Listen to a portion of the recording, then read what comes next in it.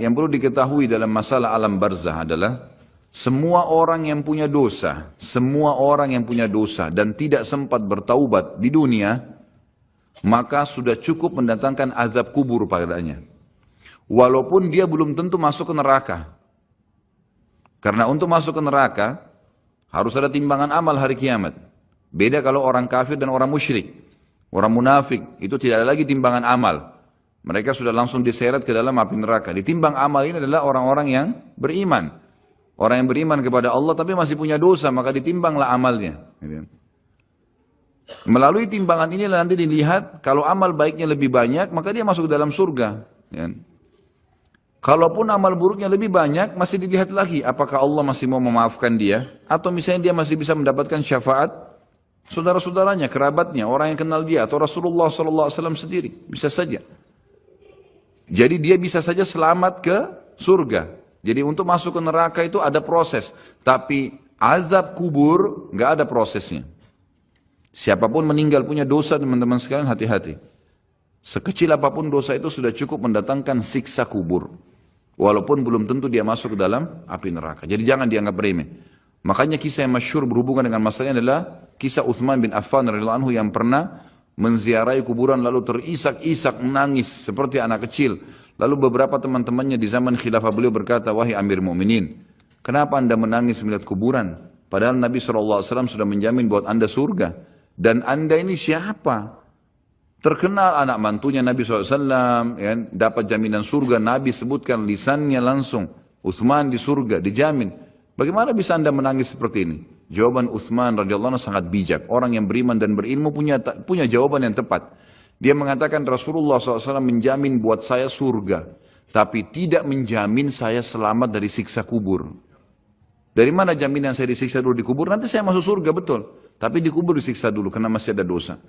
Maka pemahaman yang dia keluarkan oleh para ulama tentang tadi saya bilang, dosa itu sekecil apapun sudah cukup untuk membuat adanya siksaan, gitu kan? Itu karena pernyataan Uthman bin Affan yang menyebutkan statement tadi. Gitu kan? Jadi kita harus memahami poin ini teman-teman sekalian. Makanya jangan pernah tunda minta maaf sama orang. Jangan pernah tunda mengembalikan haknya orang lain. Jangan pernah menganggap remeh dosa-dosa kecil. Tidak boleh sama sekali. Karena kita akan lihat nanti salah satu penyebab azab kubur adalah tidak cebok pada saat kencing. Masalah kecil. Yang dianggap kecil oleh orang. Gitu kan? Banyak orang anggap remeh. Maaf, banyak saudara-saudara kita yang membawa taksi, kendaraan umum di luar sana, kemudian kadang-kadang kita lihat di pinggir jalan kebelet kencing, main mampir sembarangan saja, ya, kencing sembarangan, tidak membersihkan dirinya, ini berbahaya, penyebab azab kubur. Kata ulama, kalau kencing saja itu sudah menjadi penyebab, bagaimana dengan buang air besar, bagaimana dengan orang junub tidak mandi, bagaimana dengan hal-hal yang lebih besar lagi, gitu kan? Karena memahami hukum-hukum syari seperti ini, kalau hal yang kecil saja dilarang, berarti hal yang besar lebih pantas untuk dilarang. Kalau hal kecil saja mendatangkan azab, berarti hal yang lebih besar lebih pantas mendatangkan azab. Jadi harus hati-hati, gitu kan? Kalau amal ibadah kecil kita kerjakan sudah besar pahalanya, bagaimana dengan amal yang wajib misalnya atau amal yang besar yang kita kerjakan? Kalau umrah fadilahnya besar, berarti haji lebih besar. Kalau sholat sunnah besar, tahajud, maka sholat 5 waktu lebih besar pahalanya, dan seterusnya. Jadi poin-poin ini dalam mukaddimah kita harus difahamin baik-baik, gitu kan? Terutama yang terakhir saya ucapkan tadi, hati-hati teman-teman sekalian. Saya juga tahu diri saya pasti punya salah, tapi saya mengajak diri saya dan jemaah sekalian untuk beristighfar kepada Allah, bertaubat. Jangan tunda pengembalian haknya orang lain, meminta maaf kalau punya kesalahan. Jangan tunda-tunda, jangan bilang nanti Idul Fitri baru saya minta maaf. Nggak ada perintah dalam agama seperti itu. Sebelum pejamkan mata nanti malam minta maaf semua. Dan orang cerdas adalah orang yang tidak menyiapkan musuh pada hari kiamat. Hati-hati. Jangan siapkan musuh siapapun dia. Jangan pernah caci maki orang lain, jangan pernah anggap remeh orang lain. Sampai Hasan Basri rahimahullah waktu ditanya tentang definisi tawadhu, apa itu tawadhu? Karena Nabi SAW mengatakan, jadi ulama-ulama di Irak sering kumpul membicarakan hal-hal yang mungkin bagi orang awam dianggap biasa gitu. Tapi bagi mereka bobotnya besar. Ulama-ulama Irak berkumpul dan Hasan Basri juga hadir situ rahimahumullah. Lalu mereka berkata, malam ini kita diskusikan tentang definisi tawadhu. Karena Nabi SAW mengatakan man tawadhu lillahi rafa'ahullah dalam hadis sahih riwayat Imam Ahmad dan Abu Daud. Siapa yang bertawadhu kepada Allah, merendah karena Allah, Allah akan angkat derajatnya. Maka setiap orang ulama memberikan definisinya masing-masing sampai akhirnya tiba di giliran Hasan Basri rahimahullah, mereka berkata, wahai apa pendapat anda wahai ayahnya Abdullah? Ya. Maka Hasan Basri mengatakan kalian sudah memberikan banyak sekali definisi. Kalau menurut saya tawadhu ialah jangan kau lihat siapapun muslim di depan matamu, ya, kecuali kau sudah langsung menanamkan dalam dirimu kalau dia lebih baik daripada kamu. Itu tawadhu. Siapapun dia. Mau dia cuma mungut-mungut sampah di pinggir jalan, mau dia cuma ini, mau dia cuma itu, tetap kita harus menganggap dia lebih baik daripada kita. Sehingga tidak ada celah untuk menganggap diri kita lebih baik. Dan akhirnya muncul kesombongan. Karena hadis jelas. Hadis yang sahih mengatakan siapa yang dalam hatinya seperti biji sawi dari kesombongan, maka tidak akan mencium bau surga. Berat, gitu kan? Makanya kita harus kemas diri kita dengan ketawadhuan itu misalnya. Kita merendah. Maka harus ini, ya, kembalikan semua hak-hak orang, minta maaf, kalau pernah mengambil barang orang yang tidak jelas, kembalikan, kalau tidak, sedekahkan sejumlah itu, semua selesaikan, jangan ada masalah, ya, jangan pernah ada masalah, jangan siapkan musuh. Imam Bukhari rahimahullah pernah berhenti berburu hanya karena meleset anak panahnya kena pagar tetangganya, gitu kan? Diajak teman-temannya kita memanah yuk, berburu, beliau senang berburu. Kemudian pada saat beliau lagi latihan panah, ternyata anak panahnya sempat mencuil sedikit pagar kayu tetangganya. Lalu dia panggil gulamnya, gulam ini kayak pembantunya, sampaikan ke teman-teman saya kalau saya tidak jadi memanah, saya tidak jadi berburu, dan sampaikan kepada tetangga kalau Bukhari minta maaf. Muhammad namanya tentu, Muhammad minta maaf, gitu kan. Sampaikan dan siap mengganti pagar yang rusak itu. Begitu pembantunya Imam Bukhari datang ke tetangga tersebut lalu berkata, ya, Syekh Imam Bukhari menyampaikan maaf karena pagar anda tercuil diperlihatkan. Lalu tetangganya tersenyum dan berkata, jangankan pagar saya, rumah saya semua buat Imam Bukhari. Saya tidak perhitungan dengan masalah itu. Waktu pembantunya Imam Bukhari kembali ke rumahnya, apa yang terjadi? Lihat orang soleh dan orang beriman, tahu dan yakin dengan adanya siksa dan adab kubur, tahu ada akhirat dan hisab. Maka apa yang terjadi? Imam Bukhari sujud syukur kepada Allah, kemudian bersedekah sekian ribu dirham, hanya karena tidak jadi ada musuh dari tetangga yang dia cuilkan pagarnya. Coba teman-teman, berapa banyak sendal yang antum injak? Hah? Berapa banyak air yang kepercik kena orang lain? Berapa banyak ini, berapa banyak itu?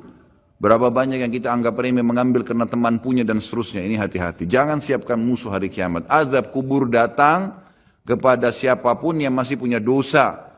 Dan dosa ada hubungannya dengan Allah subhanahu wa ta'ala, ada hubungannya dengan makhluk.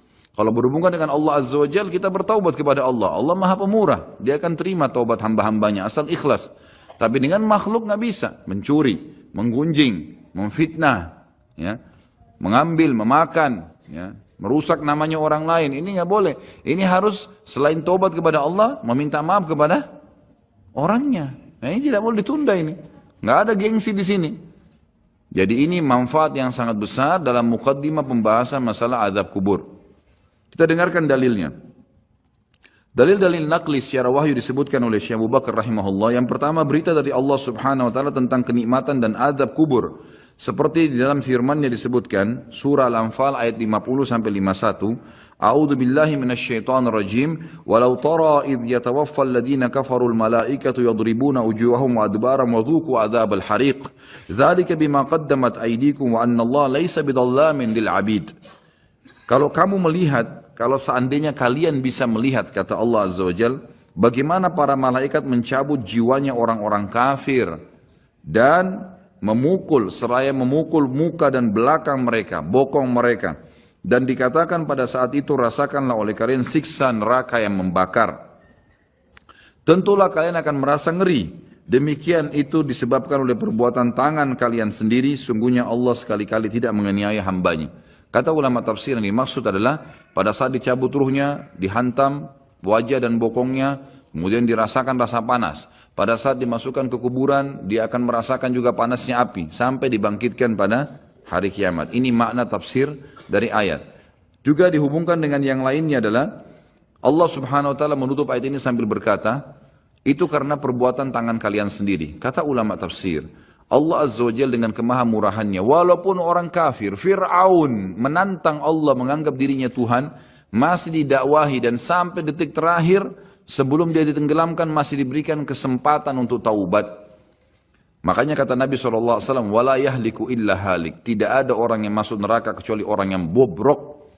Karena sampai dia mau meninggal, sinyal Allah terus datang untuk taubat. Baik dari lisannya orang lain kah, fenomena yang terjadi kah, ada saja. Maka orang yang cerdas harus bisa mengambil pelajaran. Teman-teman, ulama juga menitik beratkan begini. Setiap azab Allah akan datang yang besar, Allah selalu datangkan azab yang kecil sebagai peringatan.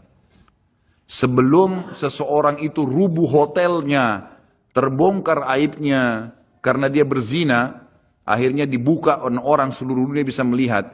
Maka pada saat pertama dia mau berzina, Allah subhanahu wa ta'ala tanamkan rasa takut dalam dirinya. Khawatir ketahuan. Tangkap tak sinyal itu? Enggak, tetap ngotot jalan. Baik, setelah itu Allah subhanahu wa ta'ala buat pasangannya telepon. Ada temannya telepon, gitu kan? Atau pasangan yang sedang dia akan ini juga begitu. Tetap juga tidak mau. Maka mungkin digerebek pada saat dia masuk di hotel, kemudian ketahuan, dipublikasikan oleh polisi, masih juga diulangin, maka sekalian Allah rubuhkan tempat itu dengan gempa, kemudian terbongkar lebih besar aibnya. Seperti pernah terjadi di Mesir begitu. Akhirnya rubuh sebuah hotel yang memang selalu dipakai untuk zina, dan banyak sekali, subhanallah, dengan hikmah Allah, orang-orang yang berzina meninggal sementara mereka lagi berzina dan tidak rusak badannya di hotel itu, sementara hotelnya hancur. Allah datangkan azab yang besar setelah datang tahapan-tahapan yang kecil. Harus sadar, Allah juga datangkan keimanan yang sangat besar setelah kita berusaha mendatangi iman-iman yang kecil, gitu kan? Berbuat dulu amal-amal soleh, nanti Allah akan datangkan keimanan. Terus kita jaga, akan datang keimanan yang besar sekalian, yang akhirnya kita sudah betul-betul siap untuk berkorban di jalan Allah subhanahu wa ta'ala. Jadi ini yang dimaksud dengan firman Allah tadi di penutupan ayat Al-Anfal ayat 51, itu adalah perbuatan tangan kalian sendiri. Sampai sebelum meninggal, sebenarnya kalian masih bisa selamat dari azab kubur, dari azab akhirat, dari siksaan malaikat dalam mencabut ruh, asal memang kalian dasarnya taubat. Kemudian firman Allah subhanahu wa ta'ala juga di dalam surah Al-An'am ayat 93 sampai 94. A'udzu billahi minasyaitonir rajim. Walau tara idz zalimuna fi gamaratil mauti wal malaikatu basitu aydihim akhriju anfusakum al yawma tujzauna adzabal huni bima kuntum taquluna 'ala Allahi ghairal haqqi wa kuntum an ayatihi tastakbirun. ولقد جئتمونا فرادا كما خلقناكم أول مرة وتركتم ما خولناكم وراء ظهوركم وما نرى معكم شفعاءكم الذين زعمتم أنهم فيكم شركاء لقد تقطع بينكم وضل عنكم ما كنتم تزعمون. Alangkah dahsyatnya sekiranya kalian bisa menyaksikan bagaimana orang-orang zalim. Zalim di sini kata ulama masuk kafir dan fasik. Fasik ini muslim, masih banyak dosanya, tidak sempat taubat. Kalau kalian bisa melihat bagaimana pada saat mereka berada dalam tekanan-tekanan sakaratil maut, proses dicabutnya ruh, sedang para malaikat memukul dengan tangannya sambil berkata, keluarkan nyawa kalian. Di hari itulah kalian akan dibalas dengan siksaan yang menghinakan. Siksaan mulai dari cambukan malaikat, masuk di alam barzakh, kemudian nanti di akhirat. Karena kamu selalu mengatakan terhadap Allah perkataan yang tidak benar, dan karena maksudnya setiap kali diingatkan ini Allah larang loh, nggak apa-apa, ini Allah perintahkan, ya sudah kamu aja yang kerjain. Selalu berkata yang tidak benar terhadap Allah. Dan juga kamu selalu menyombongkan diri terhadap ayat-ayatnya. Dan sesungguhnya kalian datang pada kami pada saat ini sendirian, sebagaimana kami ciptakan pada mulanya. Dan kalian tinggalkan di belakang kalian di dunia apa yang telah kami karuniakan kepada kalian, rumah, kendaraan, harta dan seterusnya, dan kami tiada melihat beserta kalian pemberi syafaat yang kalian anggap bahwa mereka itu sekutu-sekutu Allah di antara kalian. Mana teman-teman, mana patung yang disembah, mana jimat yang dipakai, mana jin yang sering dipanggil. Kata Allah, tidak ada mereka semuanya. Sungguh telah terputuslah pertalian antara kalian dan telah lenyaplah dari kalian apa yang dahulu kalian anggap sebagai sekutu Allah. Ayat ini menjelaskan kepada kita ada proses kematian dan pindahnya ke alam barzah. Kemudian surah At-Taubah ayat 101 berbunyi, A'udzubillahi minasyaitonirrajim. Sanu'adzibuhum marrataini thumma yuradduna ila 'adzabin 'adzim. Nanti mereka akan kami siksa 2 kali, kemudian mereka akan dikembalikan pada azab yang besar. Di sini dimaksud kata ulama tafsir, kami akan berikan mereka azab 2 kali di alam barzah dan di alam akhirat bagi orang-orang yang kafir. Ya. Ini berarti penyebutan ada 2 kali siksa, di alam kubur ada siksa dan juga ada di akhirat nanti.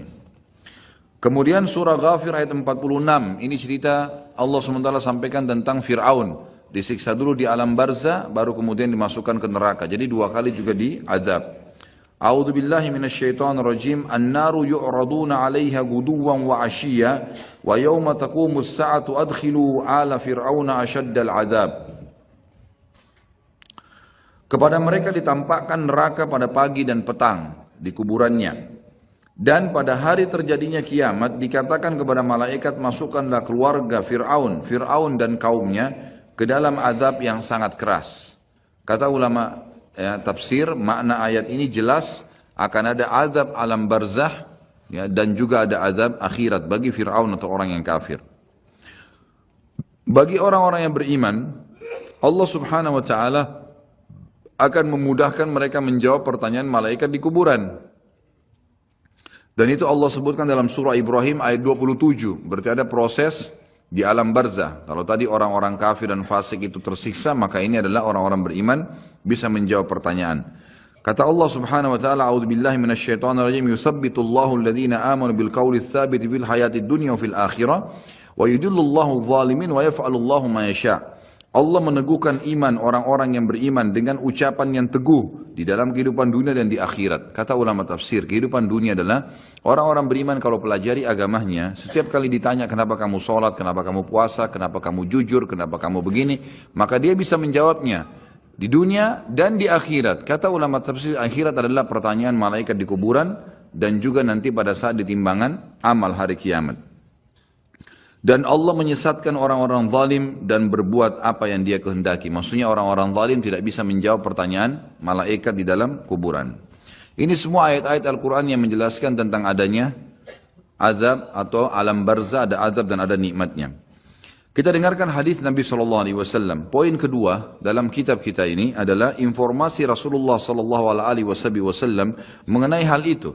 Seperti dalam sabdahnya, innal abda idza wudi'a fi qabrihi wa tawalla anhu ashabu wa innahu la yasma'u qar'ani 'alihim atahu malakani fayaq'idani fayaqulani lahu ma kunta taqulu fi hadha ar-rajul li Muhammadin sallallahu alaihi wasallam fa amma al-mu'minu fayaqul ashhadu annahu abdullahi wa rasuluhu fayuqalu lahu unzur ila maq'adika minan nari qad ab'adaka Allah bihi maq'adan qad abdalaka Allah bihi maq'adan minal jannati fayarahuma jami'a. وأما المنافق أو الكافر فيقولان له ما كنت تقول في هذا الرجل فيقول لا أدري كنت أقول ما يقول الناس فيقال له لا دريت ولا تليت ويضرب بمطارق من حديد ضربة فيصيح صيحة يسمعها من يليه من غير الثقلين. Sesungguhnya seorang manusia apabila telah diletakkan di dalam kuburnya dan ditinggalkan oleh para pengantarnya, sesungguhnya ia masih mendengar bunyi gesekan sendal mereka. Lalu ia didatangi oleh 2 malaikat. Kemudian 2 malaikat itu mendudukkannya dan berkata kepadanya, bagaimana menurut keyakinanmu tentang laki-laki itu?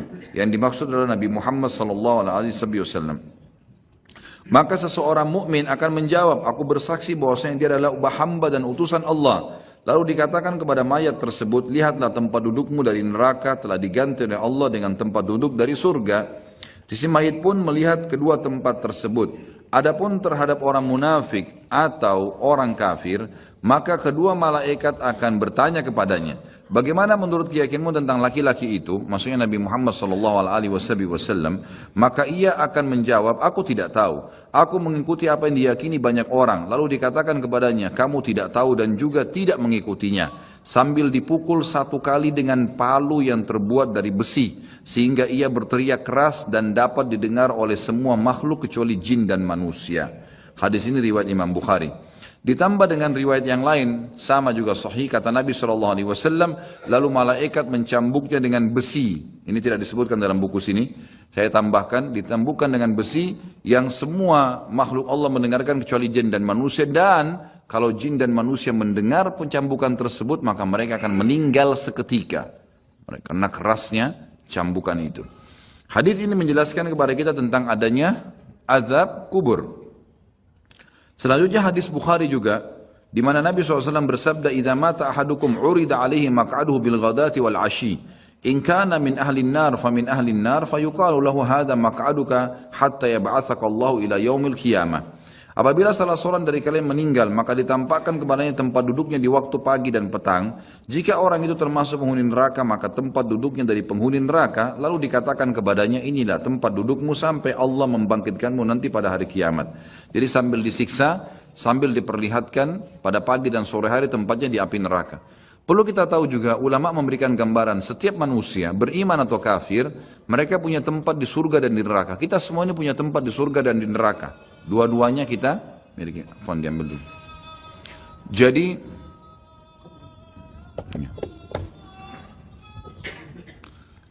kita semua ini punya tempat di surga dan di neraka. Punya tempat di surga dan di neraka. Kalau seseorang mukmin meninggal dunia, maka tempatnya di surga ditempati oleh dia dan tempat di neraka diberikan kepada orang kafir.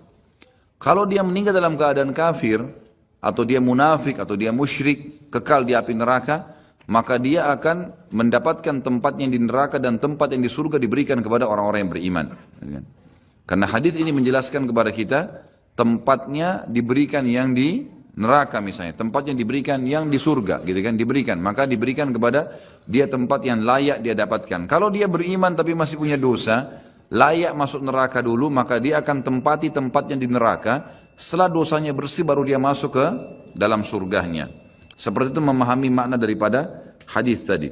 Kemudian juga ada hadis yang lain, tidak disebutkan dalam buku ini, saya sebutkan, kata Nabi SAW, kalau seseorang mukmin meninggal dunia maka akan datang kepadanya 3 sosok malaikat. 2 malaikat rahmat kiri kanan membawa kain kafan dari surga, dan 1 malaikat maut di ubun-ubun kepalanya mengatakan kepadanya, hai jiwa yang baik, kembalilah kepada rahmat dan pengampunan Tuhanmu. Maka ruhnya keluar lebih mudah daripada air dari mulut kendi. Kemudian ditangkap oleh malaikat rahmat dan dibungkus dengan kain kafan dari surga, lalu dibawa ke langit. Begitu menembus 7 lapis langit, setiap malaikat di langit berkata kepada malaikat rahmat, siapa ini? Sungguh mulia ruh ini. Kata Nabi SAW, karena ruhnya mengeluarkan wangi yang lebih wangi daripada bau kasturi. Dan insya Allah mudah-mudahan kita termasuk di sini. Lalu berkata Nabi SAW, semua malaikat berkata, semoga Allah membuat ruh ini lewat di sisi kami. Lalu sampai di langit ke-7, terdengar suara dari langit, ini tidak dijelaskan, Allah langsung yang menyampaikan atau malaikat yang menyampaikan pesan Allah. Maka dikatakan, catatkan hambaku ini termasuk penghuni surga, kembalikan dari dunia, di sana saya ciptakan, di sana pula saya akan bangkitkan. Diantarlah jenazahnya, ruhnya bersama jenazahnya diantar oleh kerabatnya, lalu 3 langkah pengantar masih meninggalkan tempat tersebut, dia masih mendengar suara sandal mereka. Sampai setelah 3 langkah, maka malaikat datang mendudukkan dia lalu bertanya, siapa Tuhanmu, siapa Nabimu, apa kitabmu? Dia, kalau dia orang mukmin, dia menjawab sebagaimana tadi dalam Al-Quran yang disebutkan dalilnya ya, yang dalam surah Ibrahim ayat 27 itu. Kata Nabi SAW, kalau kalian mau bacalah ayat itu, yuthabbitullahu alladhina amanu bil qawli tsabit bil hayatid dunya wa fil akhirah. Al-ayah. Allah akan tetapkan di lisan orang-orang beriman untuk menjawab pertanyaan di dunia dan juga di akhirat. Akhirat termasuk alam barzah. Maka dia jawab, Tuhanku Allah, Nabiku Muhammad, kitabku Al-Quran. Setelah itu dibukakan baginya pintu neraka. Dia ketakutan melihat azab, siksaan, orang teriak, api yang berkobar-kobar, luar biasa. Sebagaimana juga nanti akan kita bahas kalau membahas masalah neraka. Neraka itu nanti akan penuh, ya, akan penuh tergenang dengan nanah dan darah penghuni neraka. Dan akan menjadi minuman dan makanan penghuni neraka itu sendiri. Na'udzubillah. Maka dia ketakutan, lalu kata malaikat, lihatlah dari apa Allah selamatkan dirimu. Dulu kau bisa masuk sini, tapi karena kau patuh, kau beriman, beramal soleh, kau selamat. Ditutup, dibuka pintu surga, dayang-dayang, permadani, istana, buah-buahan. Dia kagum, kata malaikat, ini tempat kau sekarang. Maka dia pun berdoa mengatakan, ya Allah cepatkan waktu karena aku ingin masuk ke dalam surgaku. Lalu kemudian datang di sebelahnya orang yang tampan, bajunya bersih, badannya wangi. Lalu dia kagum mengatakan, siapa kamu ini? Kata dia, saya amal baik yang akan menemani kau sampai hari kiamat. Salat anda, ini hadir di majelis ilmu seperti ini, puasa, sedekah, bakti dengan orang tua, kerjakan saja itu sampai mati, insya Allah akan menemani kita di kuburan. Lalu kemudian ya dia ditemani oleh amal tersebut, lalu Allah SWT berfirman, kata Nabi SAW, lalu Allah berfirman berkata kepada para malaikat, lapangkan kuburan hambaku ini seluas pandangan matanya.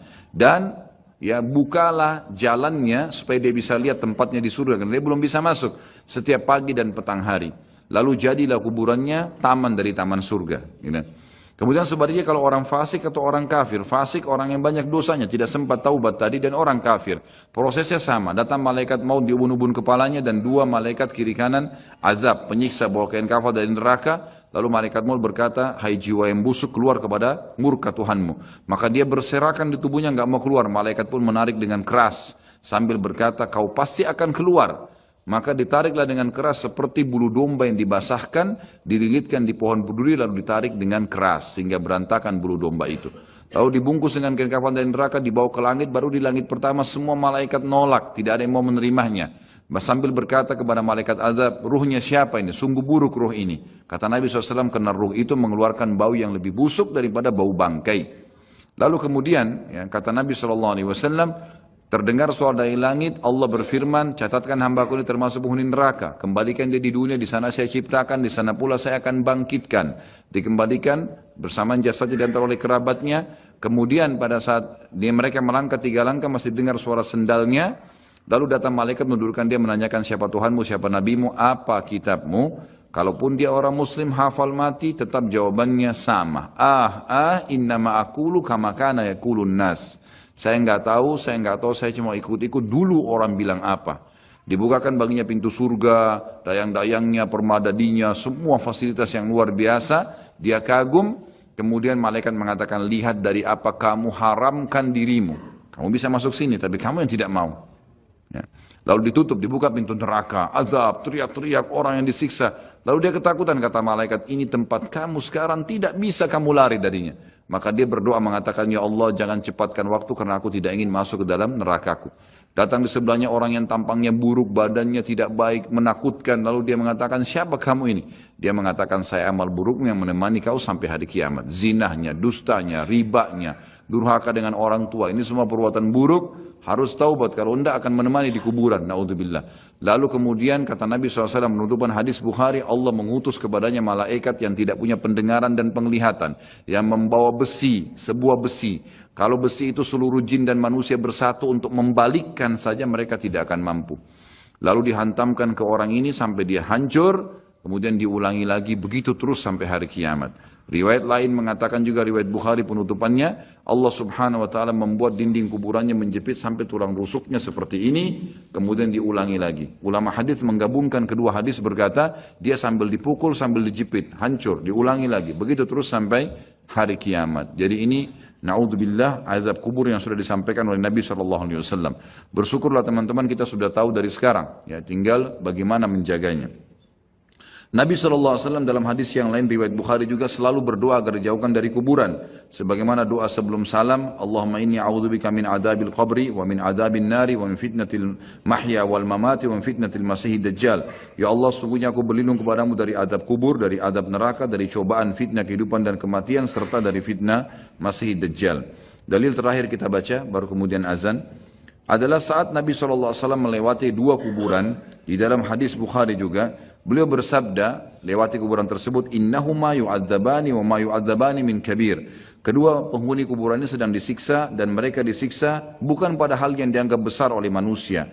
Thumma qala, bala amma ahaduhuma. Lalu beliau berkata, sebenarnya itu bisa dikategorikan dosa besar. Kalau salah seorang dari mereka, fakana yas'a bin namima, karena suka mengadu domba. Wa ammal akharu fakana la yastatiru min bauli. Yang satunya lagi tidak bersuci pada saat dia sedang kencing. Yang terakhir dalil nakli adalah poin ketiga, berimannya jutaan para ulama, orang-orang soleh dan orang-orang mukmin dari umat Nabi Muhammad SAW dan umat-umat yang lain kepada adanya azab kubur dan kenikmatannya serta segala apa yang diriwayatkan berkenaan dengannya. Silakan azan dulu, insyaallah baru kita lanjutkan. Atau kiamat mempunyai konsekuensi iman kepada adanya azab dan kenikmatan kubur. Kalau kita sudah bahas di pasal-pasal sebelumnya, beriman kepada Allah di 4 pasal, dan beriman kepada malaikat-malaikat di pasal kelima, kemudian terus beriman kepada kitab-kitab, maka ini ada juga beriman kepada hari kemudian yang sudah kita bahas sebelumnya.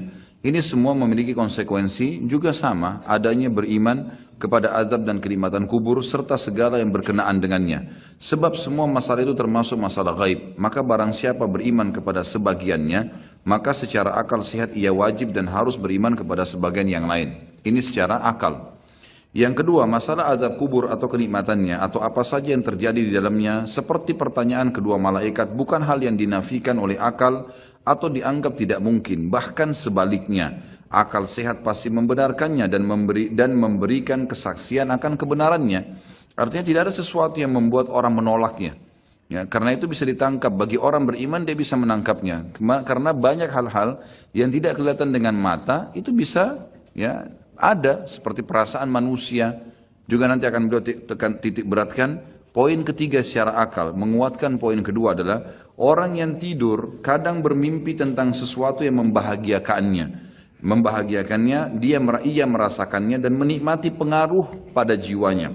Hal ini ia akan bersedih dan prihatin jika ia terbangun di saat sedang asyik bermimpi. Sebagaimana ia juga kadang bermimpi tentang sesuatu yang ia tidak suka dan ia merasa terganggu. Di mana ketika ia terbangun, ia bersyukur kepada orang yang membangunkannya.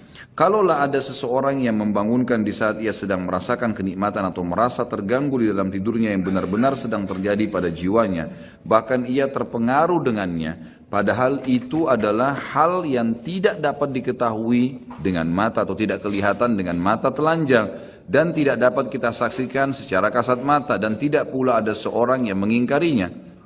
Maka bagaimana azab kubur dan kenikmatannya diingkari padahal ia sangat mirip dengan mimpi? Atau kesimpulannya adalah, ini sebagai penutup poin ketiga terakhir, adalah kata para ulama, orang yang hidup di dunia pada saat dia meninggal seperti orang yang bangun dari tidur. Jadi pada saat dia tiba-tiba melihat malaikat maut datang, maka seperti orang yang tidur kaget. Disitulah dia melihat kehidupan yang sebenarnya. Malaikat datang mencabut ruhnya, semua fakta yang disampaikan secara wahyu dia akan lihat. Dan semenjak itu dia akan menghadapi kehidupan yang abadi. Tidak ada lagi kematian. Karena mati cuman satu kali. Jadi seperti orang yang baru bangun tidur dan akhirnya dia kaget. Seperti itulah orang yang menghadapi kematian.